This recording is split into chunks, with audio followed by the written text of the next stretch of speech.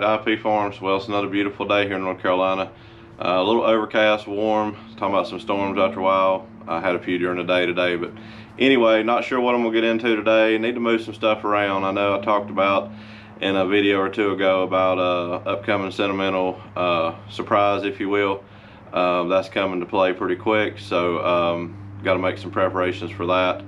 I'll definitely bring you guys along for it, you know, when that transpires, and explain a little bit more of it there. But we need to get the loader moved. I need to grease it and go over everything while it's here. It's sitting close to the tank. I'm gonna go ahead and top it off with fuel, and need to move the planter that I bought. It's sitting here beside the shop. I need to move it around back for right now. I'm not gonna get to work on it right at this particular moment.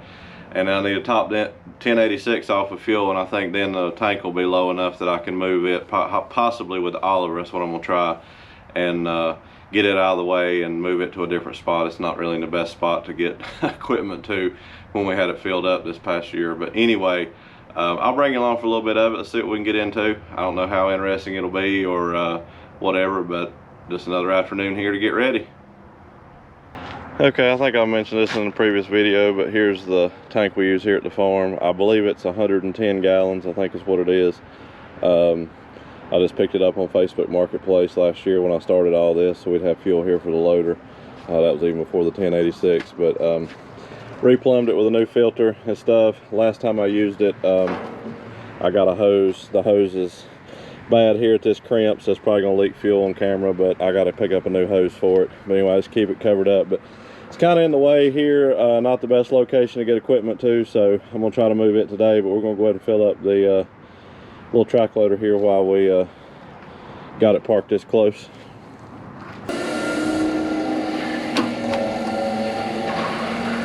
Alright, you see in the camera angle in my shop probably, please overlook the mess. I haven't cleaned the shop up in forever.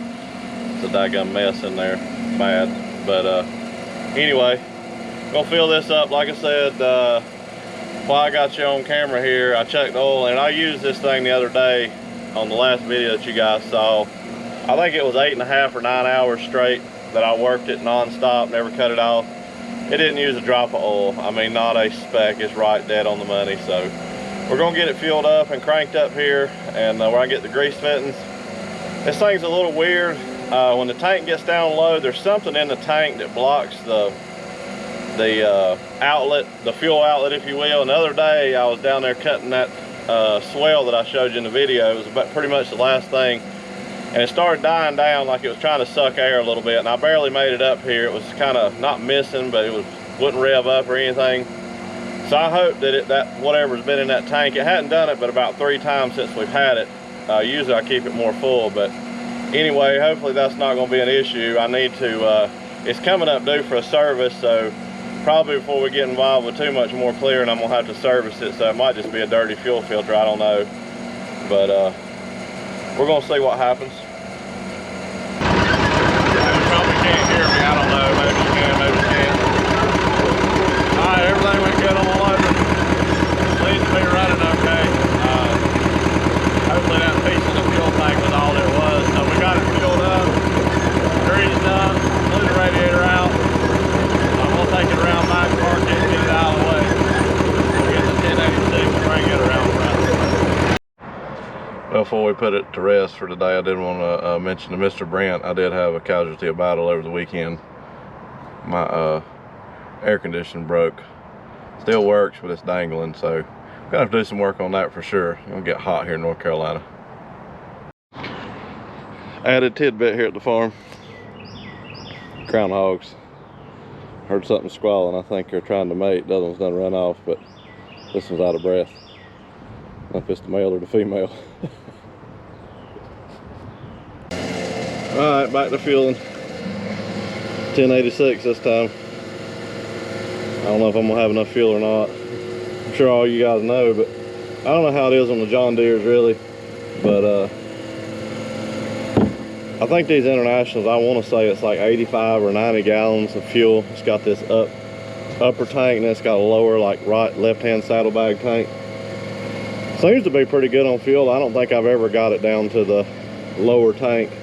But anyway, we're gonna see. Hopefully it'll, I'm not gonna say I'm ready for it to empty the tank out, but fuel has dropped down a little bit around here, so I just soon go ahead and get it filled back up now. Plus it'll be lighter to move. The Oliver's doesn't do very well with real heavy stuff. So let me get this fueled up here, and we'll get it moved back around back, and then we're gonna get the Oliver out and see if we can get this planter moved, and I'll bring you back for that. Well, we got the best and most accurate fuel gauge in the world. The stick. Poor man's fuel gauge here. Oh yeah, we got plenty. I believe I might have talked up my diesel tank over here too much. Didn't quite get it full, and it just quit working. Didn't lose power. I don't know if the motor's gone out or what, so that'd probably be my luck, but tinker with it and see. Okay, well, I'm not gonna bore you with another fuel fill up, but thought I'd go ahead and pull my dad's little Ferguson down here and fuel it up. I guess the pump got too hot. It's probably on its way out, so we just hooked it up here and it's working. But thought I'd give you up close to this, seen it in a couple videos. It's a little Ferguson 35. It's got the standard 4-cylinder diesel in it instead of the Perkins. I wish it was a Perkins, but he wanted something a little bit smaller and easier to get on and off of than the Oliver. Carry my grandson around, let him ride with him and whatnot. And thought one time about possibly setting axles out on this and the wheels spacing right and planting with it when I get to that point, but I don't know. He really wants like a 4000 or 4600 Ford, something like that. We've been looking for one for a long time. I'd love to be able to find one possibly with a loader on it, and I'll have to take the loader off the Oliver. But anyway, so I'll give you a little bit on the Ferguson here. It runs like a sewing machine, purrs like a kitten. We bush hogs it all the time with it. Well, we got it hooked up. It's a heavy son of a gun. Look at that. All right, let's get it around back.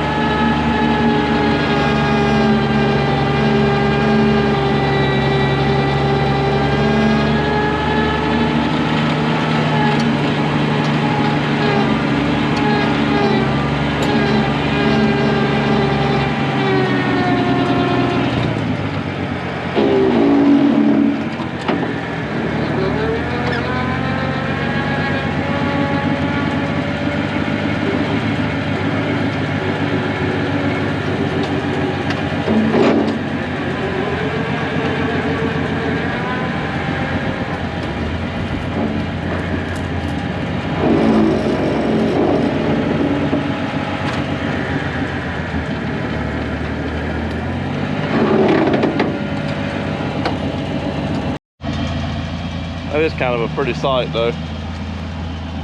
I don't know, that thing full of seed, which it's not gonna be 6 rows, so it'll be a whole lot lighter. That's heavy. It's got the tires squatting on the Oliver. I didn't realize how heavy that was. I had it hooked to the 1086 before, so. All right, let's get this unhooked and move on to something else. Well, back to the loader we are. Oliver didn't want anything to do with that fuel tank. It's still probably got, I don't know, 40, 50 gallons in it. That's why I've said many times, I wish I could find my dad, you know, a nicer tractor with power steering, something that's got a heavier duty loader on it. I mean, this track loader right here is perfect. I mean, I'll pick up basically anything I want to, but it's aggravating running around up in the front, around the yard and whatnot, tracking everything up. So it is what it is. The Oliver's good. It's been perfect for, you know, pushing brush and whatnot, but it just does not have any power to pick anything up.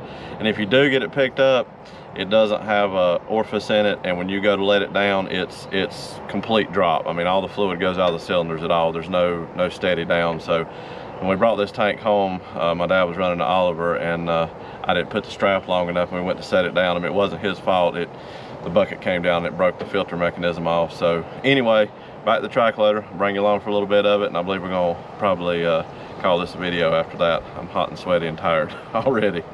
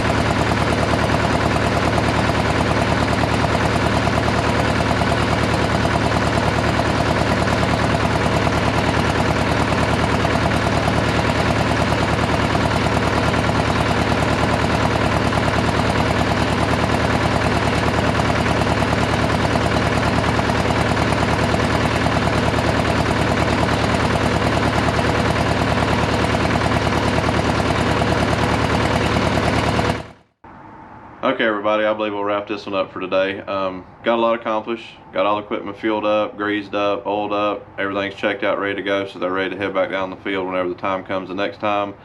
Got my dad's little tractor out, showed you a little bit about that. I don't think I've divulged much information on that other than just, you know, talking about it a little bit here or there. So got that finished. He's back here bush hogging a little bit now. Got the oliver out, got the planter moved around back, figured out how heavy that was. Sure hope it lightens up after I take 2 rows off of it, but we'll worry about that on another day. Hooked Oliver to the fuel tank, didn't want anything to do with it, like I said in earlier clips, so probably safer anyway. Just, you know, brought the track load around here and moved it with that. I just hate to tear up the driveway and the yard and everything with the tracks, but you know, it is what it is. My dad was here, gave me a hand with that, thank goodness. We got it moved over there, and I put him on the loader to lower it back down, set it on some boards. So you know how my OCD is, it's got to be all straight and everything. But anyway, that's another story. All this is in preparation for, I'm just going to name the project the Sentimental Surprise. Like I said, I mentioned that earlier in the video and in a past video, just something that's going to come to pass that really means a lot to me. Hopefully you guys will enjoy the journey on that too with me. It's part of the farm here. You know, that's all I'm gonna say for right now, but it's definitely farm related. So not sure when you'll be watching this, but may have already, you know, gathered up a couple pieces of the puzzle, but either way, we'll see what happens. I just need to get this area cleaned up for that. So with that being said, thank you all for watching. Please consider subscribing if you hadn't already. You know, hit the thumbs up button if you like what you see. Thumbs down, I understand it's not for everybody. Share the video, get it out there. Might be somebody else interested in, you know, this reclaim I'm doing here at the farm. So I believe we'll wrap this one up for today, and I'm not sure what tomorrow will bring, but you know I'll bring you along for it. Until next time, thank you.